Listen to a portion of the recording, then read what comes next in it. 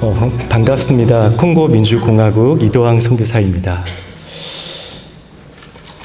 제가 콩고에 있을 때 우리 하나 장로교회 온 교회가 콩고를 위해서 그리고 이 집회를 위해서 함께 기도해 주신다는 이야기를 들었습니다. 그때 얼마나 힘이 되고 또 위로가 되었는지 모릅니다. 저도 콩고를 떠나올 때에 이제 그 전날에 우리 현지 사역자들에게 기도 부탁을 했어요. 이 부흥 집회가 은혜의 감동이 넘치는 그러한 집회가 될 수 있도록 기도해 주십시오라고 그렇게 부탁하고, 또 하나는 제가 계속 불어로만 설교를 해서 한국어 설교가 천천히 늦게 나올 수가 있으니까 조금 빨리빨리 할 수 있도록 그렇게 기도해 달라고 부탁을 하고 왔습니다. 여러분, 오늘 한 영혼을 향한 선교라는 제목으로 하나님께서 어떻게 콩고 땅에 그의 선교를 이루어 오셨는가, 어떻게 하나님께서 그 땅 가운데 하나님의 은혜로 말미암아 그 선교를 이끌어 오셨는가를 우리가 함께 나눌 수 있기를 원합니다. 먼저 우리 두 개의 영상을 보겠습니다. 첫 번째 영상은 2022년 세례식 영상입니다.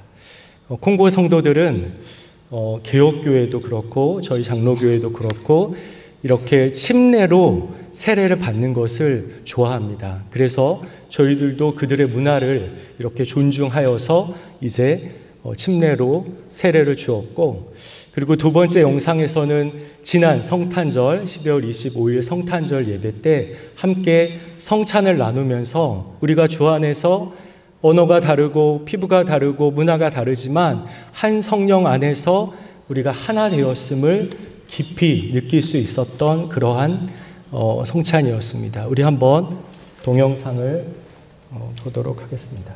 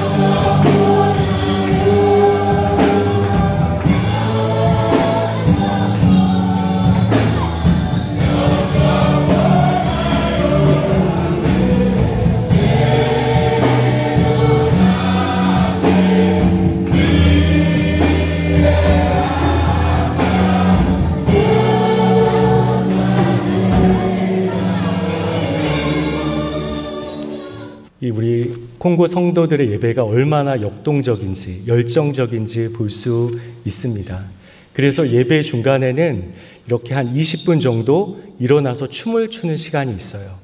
그래서 우리 한국 성도들은 좀 춤을 추자 하고 이렇게 얘기하면은 굉장히 어색해 하잖아요. 근데 콩고 성도들은 가만히 조용히 예배드리자 하면은 너무나 어색해 합니다.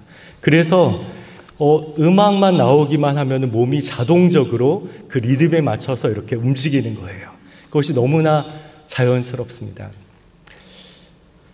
여러분, 오늘 성경 이제 사도행전을 우리가 보기 전에 하나님께서 어떻게 그 선교적인 환경을 먼저 만드셨는가, 예수님께서 이제 승천하시기 전에 제자들에게 기다리라고 했습니다. 주의 성령을 기다리고 권능을 받게 된다. 그러면 이제 온 유대와 사마리아와 땅끝까지 이르러 내 증인이 될 것이다 라고 그렇게 말씀하였습니다. 그래서 첫 번째 환경은 무엇이냐면은 이제 성령의 역사를 통해서 권능을 입어서 그들이 더 이상 이 세상 가운데서 두려워 떨고 숨어있는 존재가 아니라 세상 밖으로 나아가 이제는 담대히 부활의 증인이 되었습니다. 권능을 받았습니다. 두 번째 환경은 무엇이냐면은 예루살렘 교회가 선교적 교회가 되었습니다. 그래서 이제는 그들이 담대히 부활의 주님을 증거하였고, 그리고 하나님 말씀이 흥황하였고, 한 성령으로 말미암아 한 마음과 한 뜻이 되었습니다.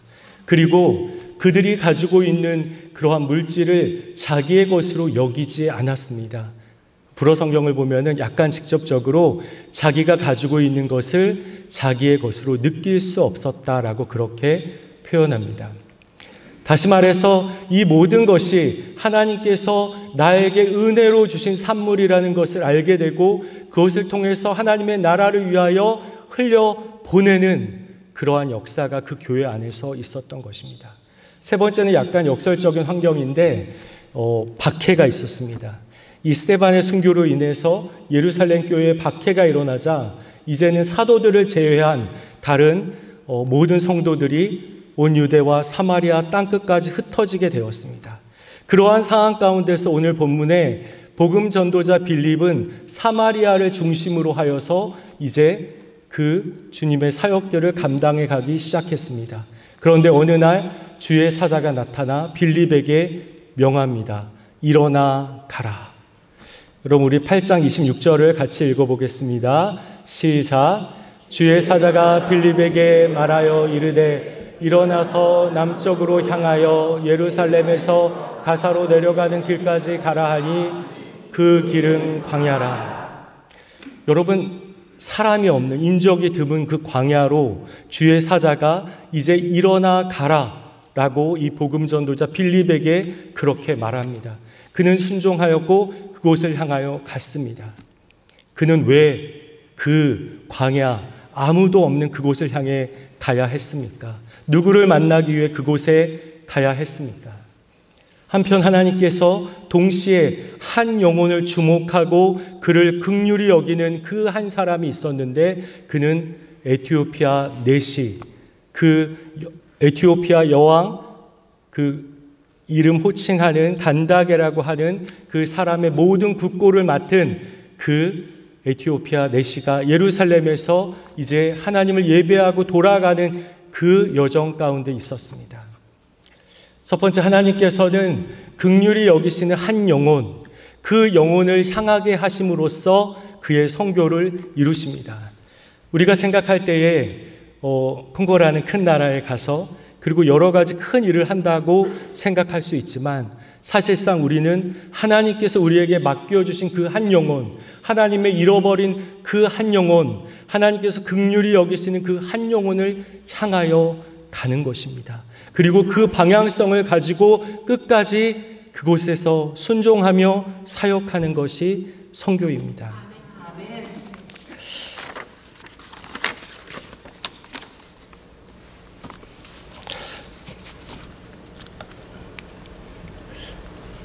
예수 그리스도께서 이 땅에서 지상 사역을 하실 때 그는 분명한 방향성이 있었습니다. 이 땅 가운데서 소외되고 가난한 영혼, 병들고 지치고 상한 영혼들을 향하여 그렇게 다가가셨습니다. 그래서 문득병자, 그리고 나병 환자, 혈루병 여인, 이런 사람들을 보시고 긍휼히 여기는 그 마음으로 그들에게 다가가셨습니다. 이렇게 예수님은 항상 이러한 선교의 방향성을 끝까지 유지하셨습니다. 그리고 마지막 그의 그 끝에는 십자가를 향하여 가셨습니다. 여러분, 정말 중요한 것은 이 선교적 방향성을 늘 마음속에 가지고 우리의 마음속으로 우리의 발길이 항상 그곳을 향하여 있어야 한다는 것입니다. 그것이 선교의 시작입니다. 여러분, 저는 아프리카 콩고를 향하여 갔습니다. 제가 고등학교 2학년 때 이제 말씀을 묵상하는데, 요엘서 말씀을 묵상하다가 요엘서 2장 28절 말씀, 내가 내 신을 만민에게 부어주리라는 말씀을 통해서 회심을 하였습니다. 예수님을 인격적으로 만나고 그 다음부터 하나님께서 저에게 주신 마음은 열방을 향한 하나님의 마음, 잃어버린 영혼을 향한 하나님의 마음을 주셨습니다.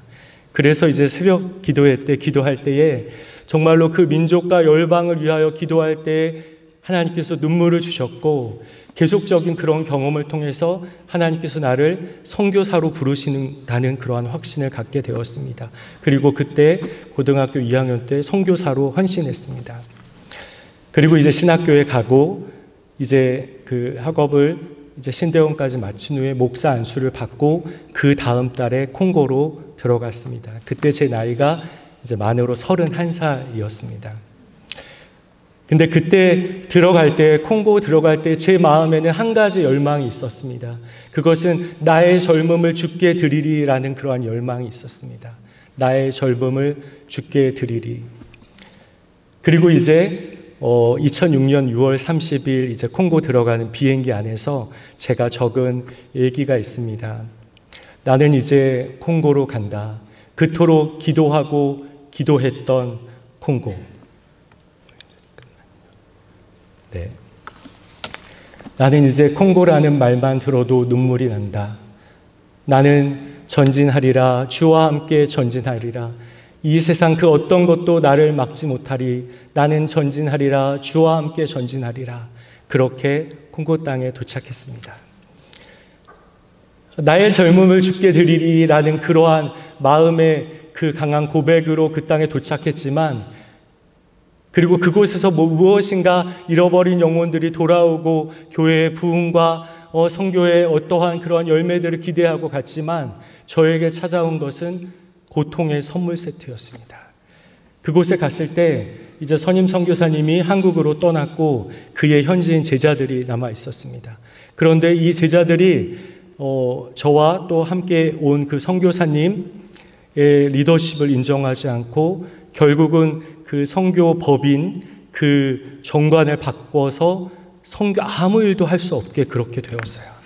그래서 2년 반 동안 정말로 아무 일도 하지 못하고 나의 젊음을 주께 드리리라고 갔는데 아무 일도 하지 못하고 눈물을 흘리며 그 공항에서 다시금 돌아오게 되었습니다. 선교 실패를 한 거죠. 완전히 실패를 한 거죠. 그리고 다시 한국에 돌아왔습니다. 한국에 돌아와서 그런데 이제 제 마음속에는 콩고가 너무나 열악하고 선교사가 필요하다는 것을 알게 돼서 다시 가려는 마음으로 이제 한국에서 저와 친부인이 있는 목사님 세 분에게 선교 후원을 좀 해달라고 이렇게 부탁을 했어요. 그런데 세 분 다 동일하게 우리 교회에서 지원하기 어렵다라고 그렇게 말씀하는 거예요. 그래서 한국에서 6개월 동안 안식관에서 이제 전전긍긍하다가 이제 그 안식관 또 떠나야 돼서 그러면 우리가 이렇게 할 게 아니라 거기가 불어권이니까 프랑스에서 이제 공부를 하고 언어 공부를 하고 들어가자 하고 프랑스에 가서 1년 반을 공부를 했습니다. 근데 프랑스에 가니까 이제 후원하던 교회들도 다 이제 끊겼어요. 그리고 정말 제로로 다시 콩고로 들어갔습니다. 후원교회도 없이 더블백 4개를 메고 이제 들어갔습니다. 그 경험을 통해서 깨달은 것은 정말로 하나님의 선교는 사람을 의지해서 난단다. 전적으로 하나님만을 의지할 수밖에 없다라는 것을 그때 저희는 정말 밑바닥까지 내려가서 이제 그런 것들을 깨달았습니다. 다시 들어간 콩고, 여러분 여기 이제 지도에 보시면은 아프리카에서 이제 중심에 있습니다. 그래서 아프리카의 심장이라고 그렇게 이야기합니다. 아프리카의 심장인 게 저곳이 아프리카의 그 중앙이 위치하는 니안가라라는 그러한 도시가 있기 때문에 그런 것도 있지만 숲이 많고 밀림이 많아서 산소를 많이 공급하는 이 곳이어서 이제 아프리카 심장이라고 합니다. 그리고 콩고 공화국이 그 위에 있어요. 그래서 2개의 콩고가 있습니다. 콩고 민주공화국, 저희가 사역하는 곳은 이제 그 위에 있는 알제리 다음으로 큰 나라입니다. 2번째로 큰 나라입니다. 그리고 벨기에 식민지였기 때문에 이제 공용어가 불어예요. 그래서 이제 저 큰 지역을 4개로 나눠서 이제 동쪽은 스와힐리어, 그리고 저 서쪽 남쪽으로는 이제 키콩거어, 그리고 이 서북쪽으로는 링갈라어, 그리고 중앙은 치루바라는 이렇게 4개의 언어를 공용어로 사용합니다. 그리고 이 4개의 언어를 묶는 것, 그리고 학교와 관공서에서는 다 불어를 이제 공용어로 사용합니다.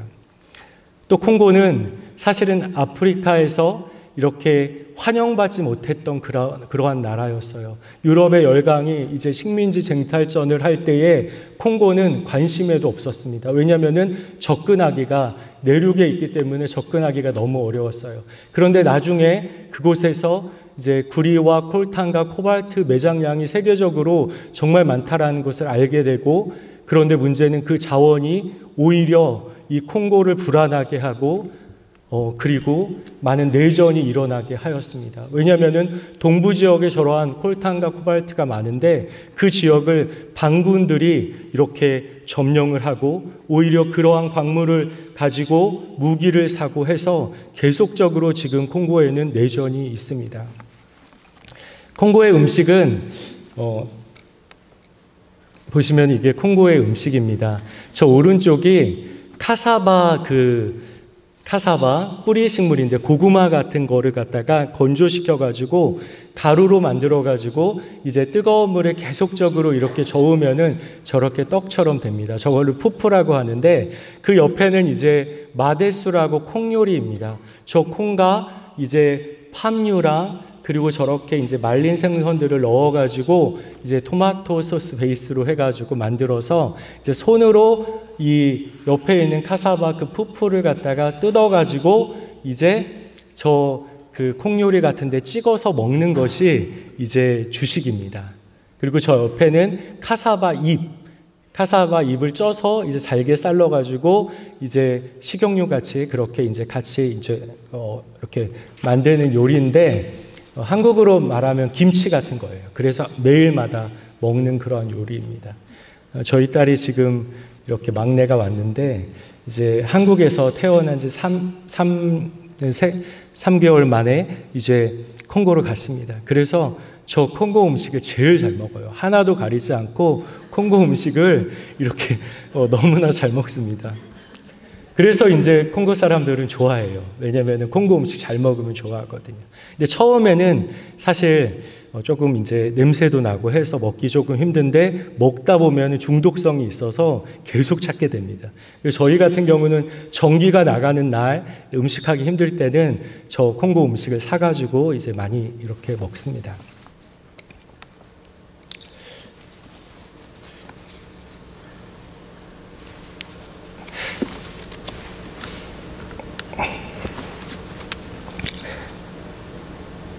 이렇게 가든 선교사가 있으면은 보내는 교회가 있습니다.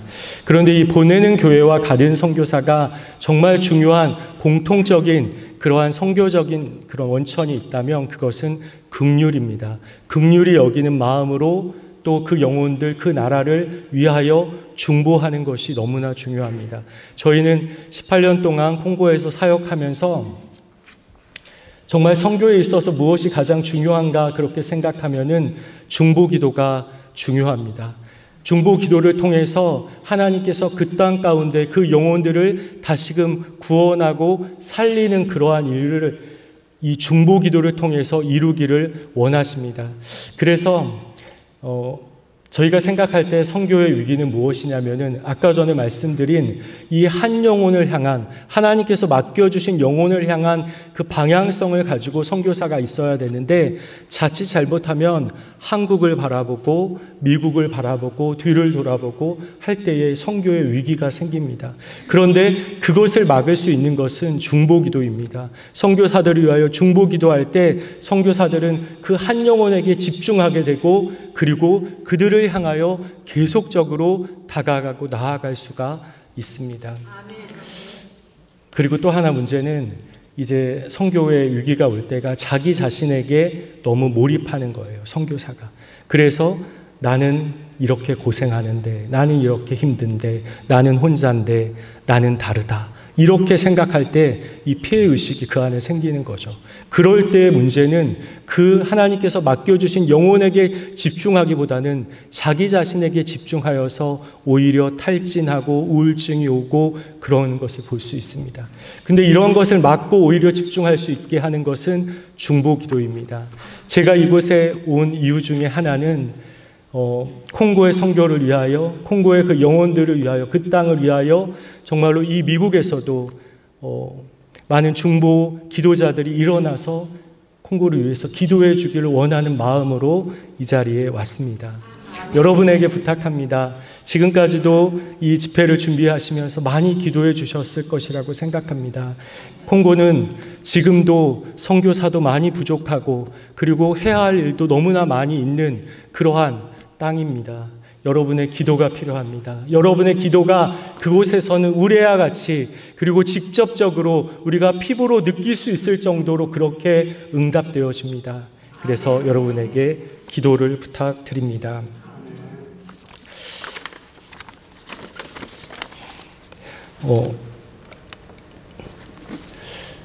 두 번째로 하나님께서 그의 뜻을 깨닫게 해주심으로 그의 선교를 이루십니다. 우리 30절에서 31절, 35절 같이 읽겠습니다. 시작. 빌립이 달려가서 선지자 이사야의 글 읽는 것을 듣고 말하되 읽는 것을 깨닫느냐? 대답하되 지도해 주는 사람이 없으니 어찌 깨달을 수 있느냐 하고 빌립을 청하여 수레에 올라 같이 앉으라 하니라. 빌립이 입을 열어 이 글에서 시작하여 예수를 가르쳐 복음을 전하니. 이 에티오피아 내시가 빌립을 만날 때 그는 수레에서 이제 성경을 읽고 있었습니다. 이사야서를 읽고 있었어요. 고난받는 종, 도살장으로 끌려가는 그 내용을 읽고 있었어요. 그런데 그때 이제 빌립이 그 수레로 다가가서 그 위에 앉고 이렇게 묻습니다. 너가 이 성경을 읽을 때 깨달을 수 있느냐? 그랬더니 대답하는 것이 나를 지도해 주는 사람이 없는데 가르쳐 주는 사람이 없는데 어떻게 깨달을 수 있겠느냐라고 그렇게 얘기합니다. 그리고 이제 이렇게 질문합니다. 여기에서 말하는 이 고난받는 이 종이 예언자냐 아니면은 다른 누구냐라고 물어보니까 이제 부활하신 예수 그리스도를 빌립이 가르쳐 줍니다. 그리고 그는 그것을 깨닫게 됐고 이제는 신앙 고백을 하게 됩니다. 여러분 그렇습니다. 하나님께서 선교를 어떻게 이루어 주시는가 우리가 생각해 볼 때 하나님께서 그의 뜻, 하나님의 말씀을 깨닫게 하여 주심으로 그의 선교를 이루어 주십니다. 여러분 고넬료와 그의 가족이 특별히 이제 하나님께서 그 하나님을 경외하는 자들 중에서 이방인 중에서 선택해서 특별히 베드로가 이제 그의 집에 가서 말씀을 전합니다. 그런데 말씀이 끝나기 전에 주의 성령이 그들에게 임하였습니다. 그의 온 가족에게 임하였습니다. 그리고 엠마오로 가는 두 제자가 예수님께서 나타나셔서 그 예수님에 대하여 예언되어 있는 말씀을 풀어서 설명해 줄 때에 그들의 마음이 뜨거워지고 감동되어지고 이제는 집에 초대하여서 성찬을 나눌 때 그들의 영안이 열리게 됩니다. 모두가 다 말씀을 읽고 말씀을 듣고 말씀을 풀어주실 때에 성령께서 역사하시고 감동하셔서 깨닫게 하여 주신 것입니다. 여러분 그래서 이렇게 깨닫는 것이 중요합니다. 우리가 예수 그리스도를 인격적으로 이제 만나고 회심하고 이제 다시금 새로운 크리스천으로 삶을 시작할 때에 어떤 은혜가 있냐면은 하나님의 사랑이 우리 안에 이 몸으로 우리의 삶 속에서 아주 깊이 느껴지게 됩니다. 또 하나는 무엇이냐면은 내가 죄인 되었다. 나의 죄인됨을 정말로 깊이 느끼게 됩니다. 콩고에서 이제 한 성도가 제가 이제 초기에 불어 설교를 이렇게 도와주었어요. 그런데 하루는 이제 죄에 대해서 이제 설교 본문을 같이 준비를 이렇게 하는데 그가 저에게 이렇게 말했습니다. 콩고인들은 그의 부정부패가 그들의 뼛속까지 가득하고 그리고 그 양은 바닷가의 물보다 더 많다라고 그렇게 얘기하였어요. 근데 그 얘기를 들으면서 너무나 충격이었던 것이 그 콩고인이 콩고인들에 대해서 그렇게 표현한다는 것이 너무나 충격적이었습니다. 그런데 이 성도는 그 공무원 감찰관이었어요. 감찰 공무원이어서 그 사회를 누구보다도 잘 알고 있는 사람이었습니다. 그리고 저에게 그런 얘기를 해주었어요. 그리고 얼마 지나지 않아서 주일날 이제 예배 시간에 기도하고 있는데 그 생각이 불현듯이 이렇게 나타났습니다. 그래서 기도했어요. 하나님, 이 콩고 사람들이 그의 죄가, 부정부패가 그들의 뼛속까지 가득하고, 그리고 그 양은 바닷가의 물보다도 더 많다고 합니다. 하나님, 이들을 용서하여 주시고 변화시켜 주시고 새롭게 하여 주십시오. 이렇게 기도했어요. 그런데 그때 갑자기 제 마음속에 울림이 있었습니다. 도항아, 너는 너의 그 핏속까지 죄로 가득하다. 그러시는 거예요. 너의 핏속까지 죄로 가득하다. 저는 이제 콩고인들이 이렇게 잘못됐고 이렇게 큰 죄 가운데 있습니다 라고 그렇게 하나님께 고발하듯이, 어떻게 보면 판단하듯이, 정죄하듯이 기도하였는데, 하나님께서 원하시는 것은 선교사인 너가 더 큰 죄인이다라는 것을 그렇게 보게 하셨어요. 그래서 콩고에서 그러한 일이 있을 때마다 제가 이제는 먼저 내가 죄인이지, 내가 회개함으로 더욱더 주님 앞에 나아가야지 이 땅이 변화되지, 내가 더욱더 하나님의 공의와 정의 가운데 바로 서야지 이 영혼들이 바로 서지 하는 그러한 마음을 갖게 되었습니다. 그래서 항상 이 경험을 통해서 그때 얼마나 이렇게 눈물로 기도했는지 몰라요. 하나님, 내가 죄인입니다. 내가 더 큰 죄인입니다. 하나님께서 그렇게 죄인됨을 깨닫게 해주셨어요. 그리고 그것을 깨닫는 것이 얼마나 큰 은혜인가를 또 보게 하셨습니다.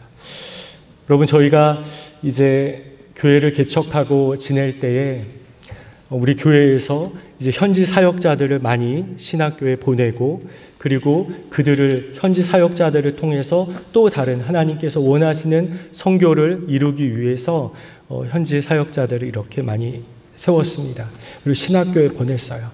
그런데 성경을 가르치고 성경 공부를 하는데 너무 이해를 못하는 거예요.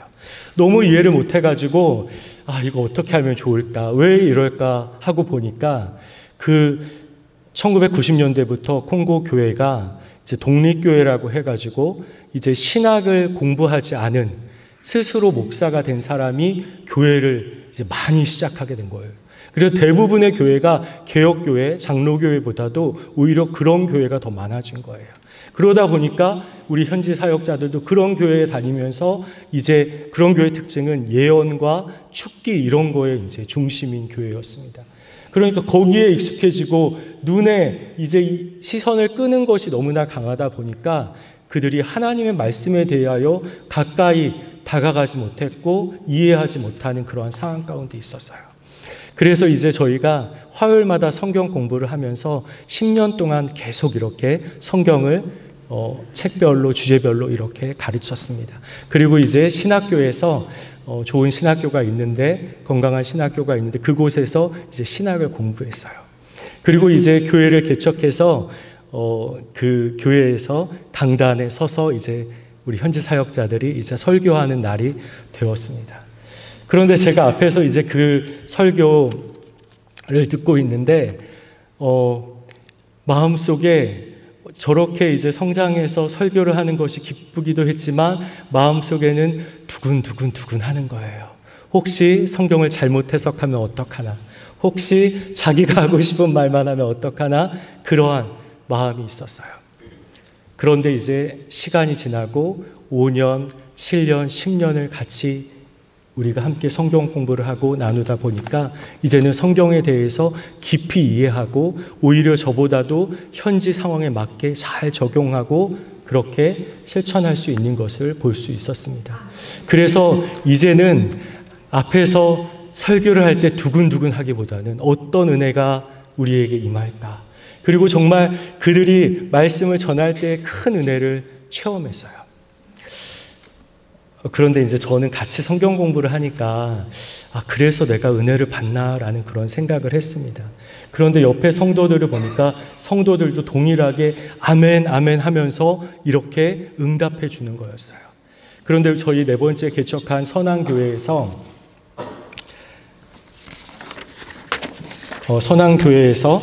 이제 그 함께 사역한 그 한국에서 코이카에서 간 그 집사님이 있었습니다. 이 집사님이 2년 동안 함께 주일 예배를 섬겼었는데 이제 코비드 때문에 한국에 돌아가서 출장으로 3년 만에 다시 콩고에 왔어요. 그리고 그 교회에서 예배에 참석해서 말씀을 듣는데 끝나고 나서 저에게 그러는 거예요. 목사님, 설교가 너무 은혜로워졌어요. 무슨 일이 있었습니까? 그러는 거예요. 예전에는 소리만 크게 지르는 것 같았는데 지금은 정말로 말씀에 은혜가 있다는 그런 고백을 들었습니다. 그런데 그 이야기를 듣는데 얼마나 제가 마음속에 기뻤는지 모릅니다.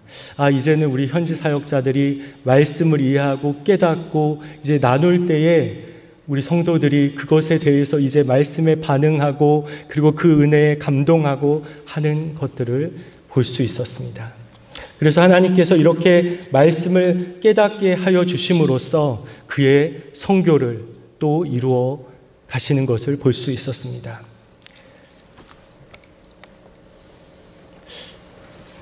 우리 8장 36절, 38절 말씀 같이 읽어보겠습니다. 시작. 길 가다가 물 있는 곳에 이르러 그 내시가 말하되 보라 물이 있으니 내가 세례를 받음에 무슨 거리낌이 있느냐. 이에 명하여 수레를 멈추고 빌립과 내시가 둘 다 물에 내려가 빌립이 세례를 베풀고. 이렇게 말씀을 깨닫고 이제는 세례받기를 원하는 이 에티오피아 내시, 그가 물을 만나자 이제 내가 세례받기에 어떠한 거리낌이 있겠느냐라고 말하며 세례받기를 청합니다. 근데 한국어 성경에는 37절이 없는데 이 프랑스어 성경에는 37절이 있습니다. 그게 2세기 이후 어떤 사본을 사용하느냐에 따라 조금 틀린데 불어 성경을 보면은 이렇게 적혀져 있습니다. 빌립이 말합니다. 당신이 전심으로 믿으면 가능합니다. 내시가 대답했습니다. 나는 예수 그리스도가 하나님의 아들이심을 믿습니다. 이러한 신앙 고백을 통하여 이제 세례를 받습니다. 아까 전에 이제 콩고에서 세례 받는 그러한 영상을 보셨는데 초기에는 저희가 콩고강 그 지류에서 이제 세례를 주었습니다. 다음 영상. 이렇게 세례를 주었습니다. 콩고강 그 물색이 참 좋죠. 그쵸? 물색이. 네. 초콜릿 색깔입니다. 근데 물이 깨끗해요. 네. 그런데 저렇게 이제 세례를 주었는데, 당시에 17명 정도 세례를 받았습니다. 6주간 훈련을 하고.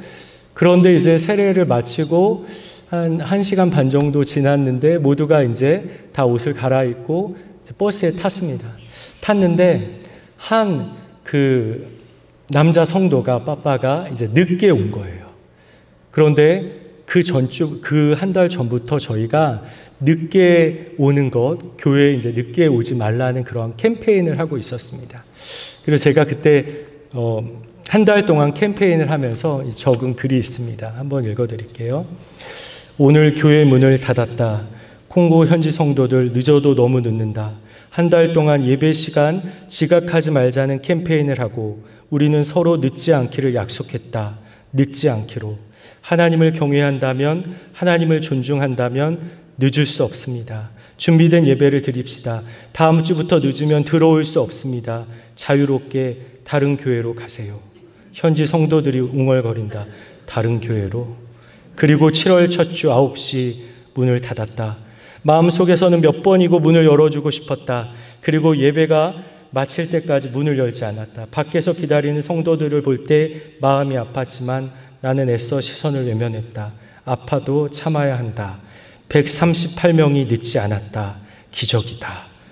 그러고 나서 며칠이 지났는데 이 세례식에 한 빠빠가 늦은 거예요.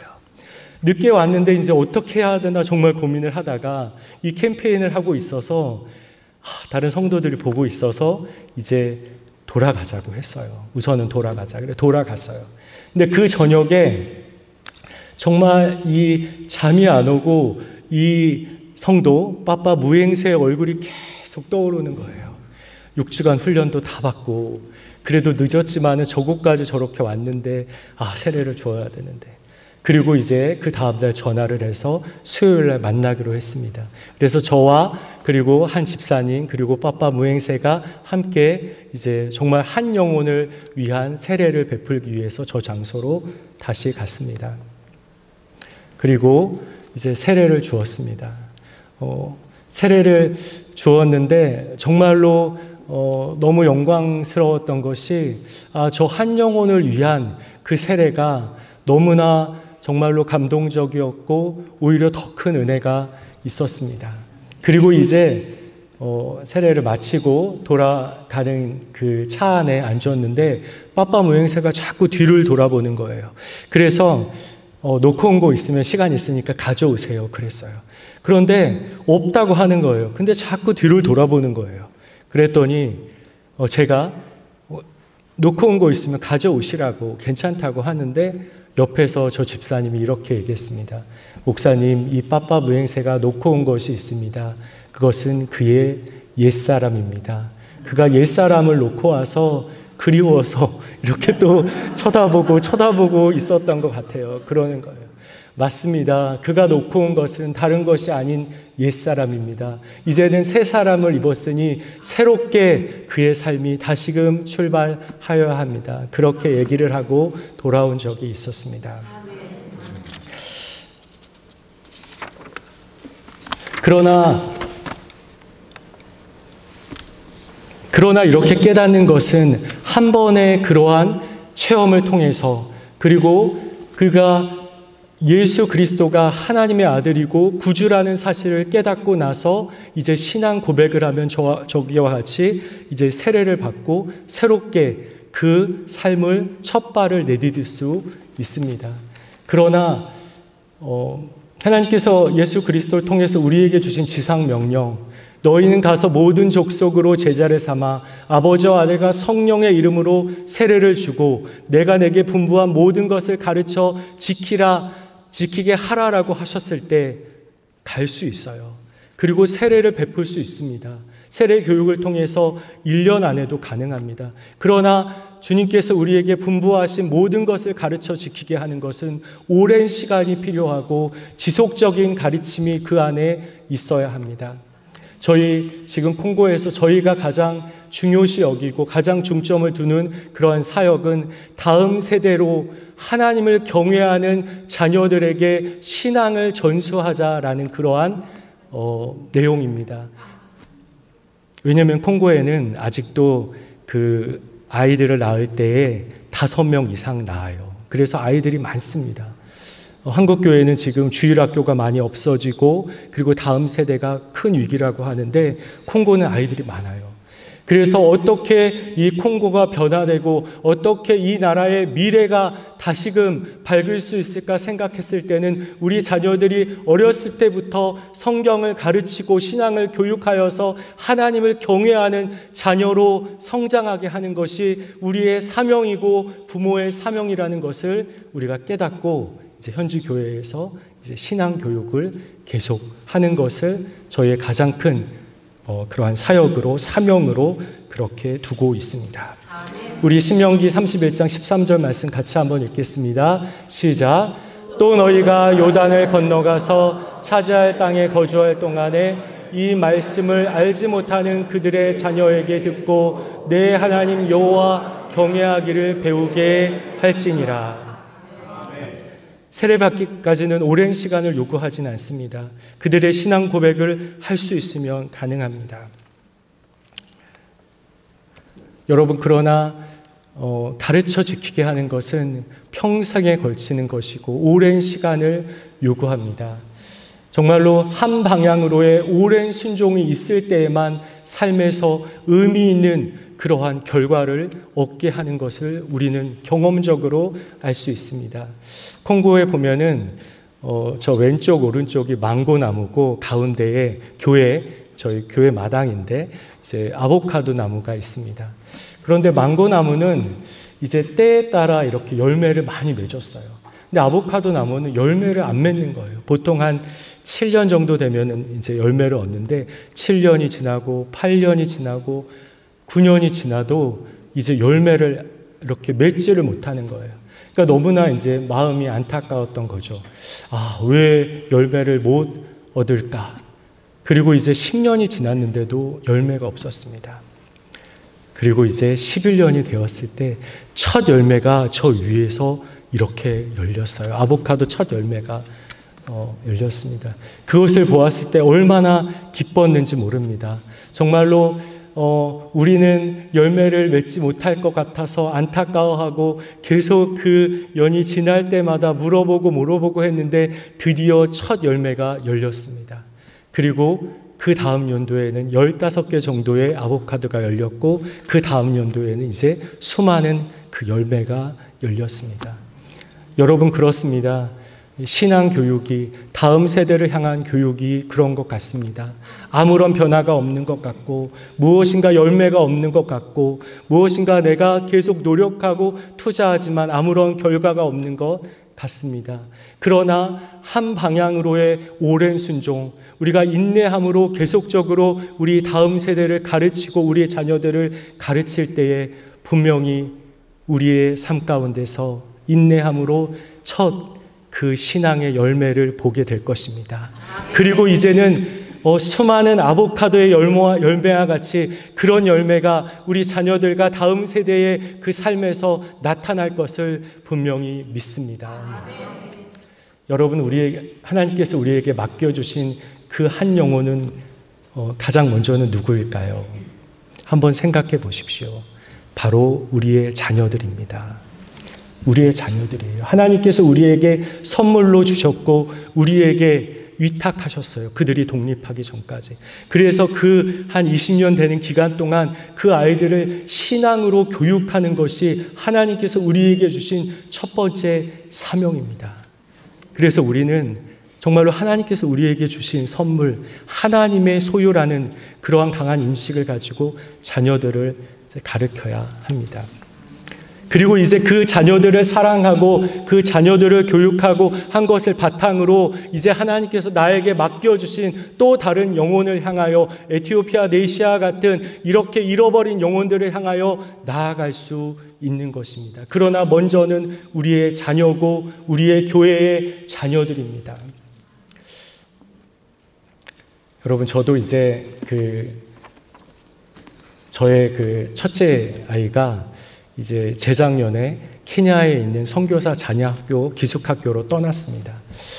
그런데 이제 그 학교는 어떤 학교냐면은 이제 아프리카에 있는 선교사 자녀들이 입학할 수 있는 학교고, 거기에 있는 선교사님은 미국에서 교육을 전공한 선교사님들이 이제 그곳에 와서 교육 선교를 하는 그러한 학교예요. 그래서 학교에서 무슨 월급 받는 것이 아니라 선교사로 교육을 전공한 분들이 와서 그 선교사 자녀들을 양육하고 정말로 하나님의 그런 사람들로 키우는 그런 학교입니다.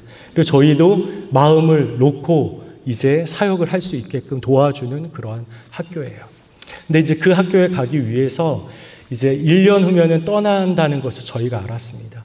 이제 15년 동안 돌 전에 콩고에 왔으니까 15년 동안 함께 콩고에서 지냈는데 이제 떠나간다고 하니까 마음이 되게 급해지는 거예요. 내가 무엇을 가르쳐야 될까? 우선은 어떠한 신앙의 내용을 가르쳐야 될까?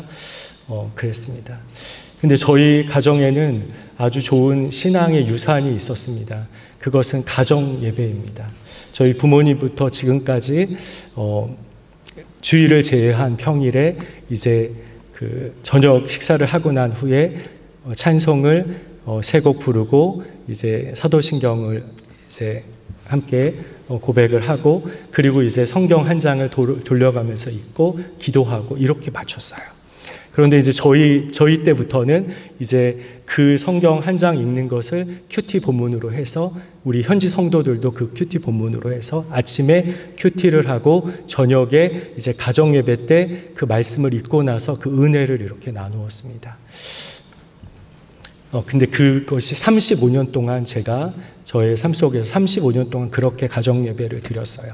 그리고 저희 현지 교회에서도 제가 한 가지 강조하는 것이 있다면 이 가정 예배예요. 가정은 우리의 삶 속에서 작은 교회가 되어야 하고 교회는 또 큰 교회가 되어야 합니다. 우리가 가정에서 예배를 매일 드릴 때에 주일 교회에 나와서 더욱 영광스러운 예배를 드릴 수 있다 라는 그러한 확신을 가지고 그렇게 이제 가정 예배를 드리도록 그렇게 하였습니다. 그 시간을 통해서 이제 저희 떠나갈 자녀에게 더욱더 이제 말씀을 준비를 해서 이제 가르쳤어요. 1년 동안 가르쳤습니다.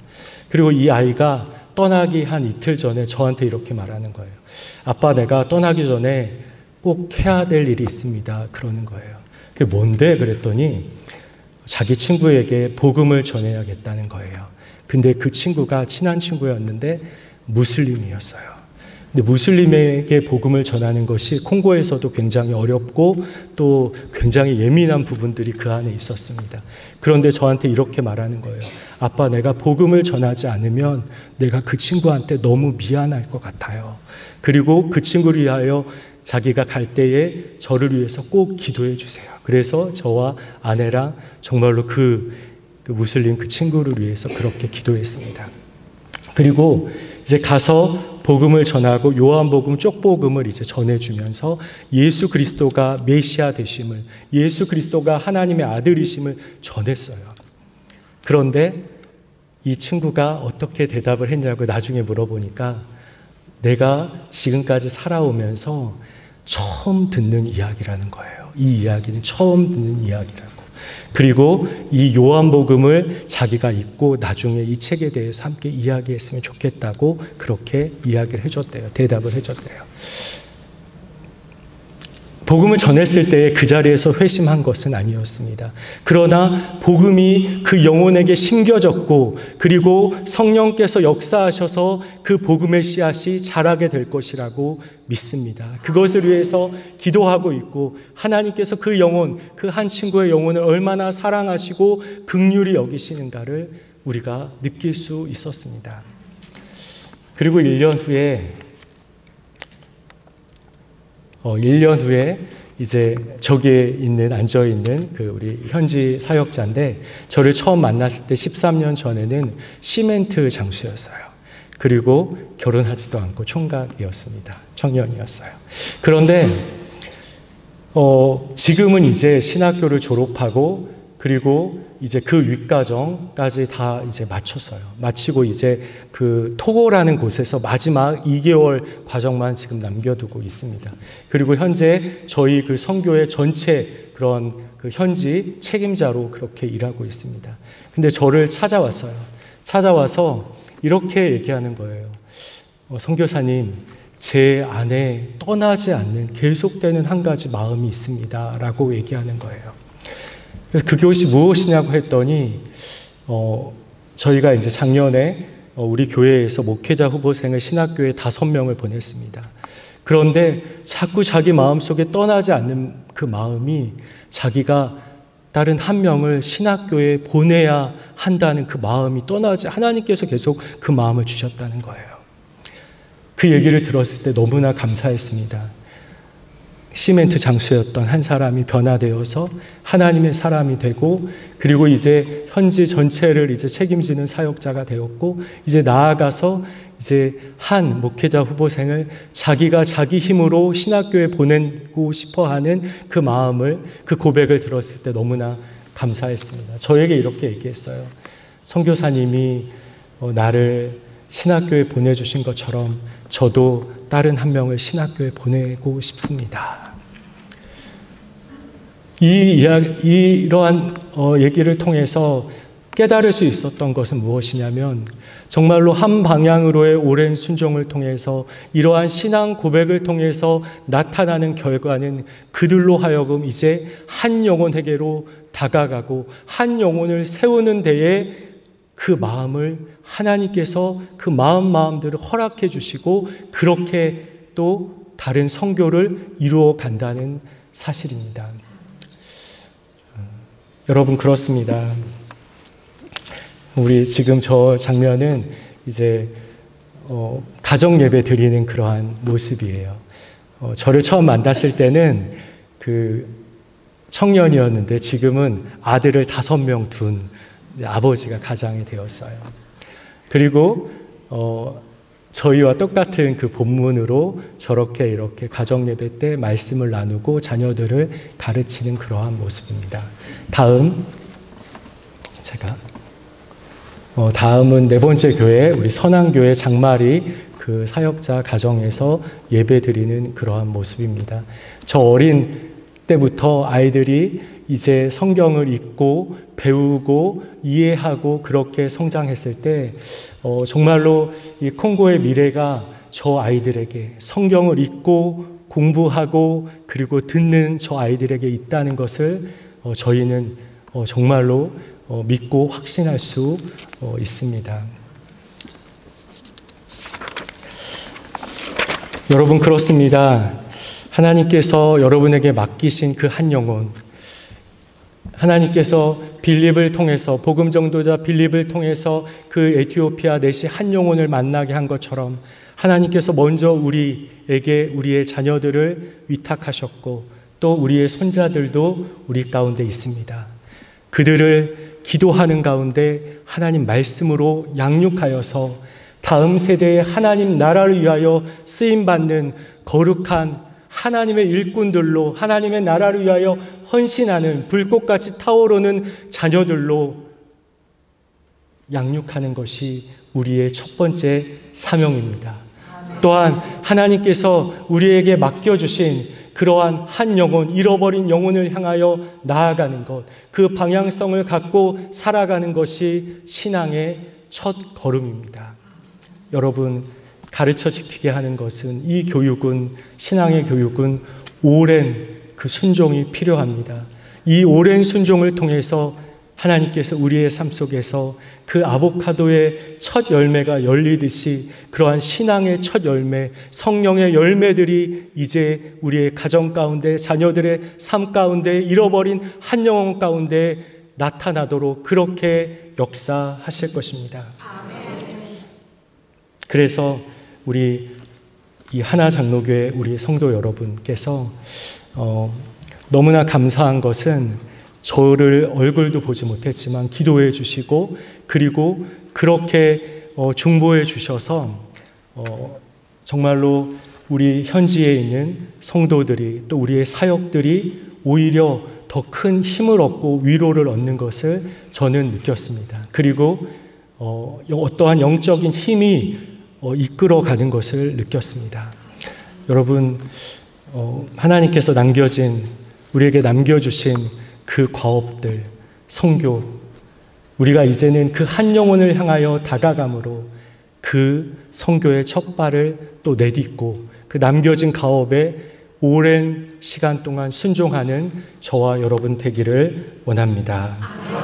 기도하겠습니다. 사랑의 하나님 아버지, 감사합니다.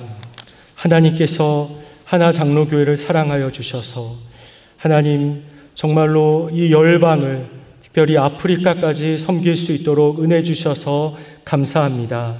하나님께서 우리에게 남겨주신 그 선교의 과업을 하나님 이제 합력함으로 하나님 아버지 중보함으로 그것들을 이루어가게 하여 주시옵소서. 하나님 먼저는 우리에게 맡겨주신 한 영혼을 향하여 다가가게 하여 주시고 하나님 그 방향성을 잃지 않게 하여 주시고 또한 깨닫게 하여 주셔서 하나님 아버지 우리에게 맡겨주신 그 한 영혼 한 영혼을 섬기는 일에 우리가 최선을 다하게 하여 주셔서 우리의 삶과 가정 속에 교회 가운데 하나님 이러한 열매들이 하나님 나타나게 하여 주시옵소서.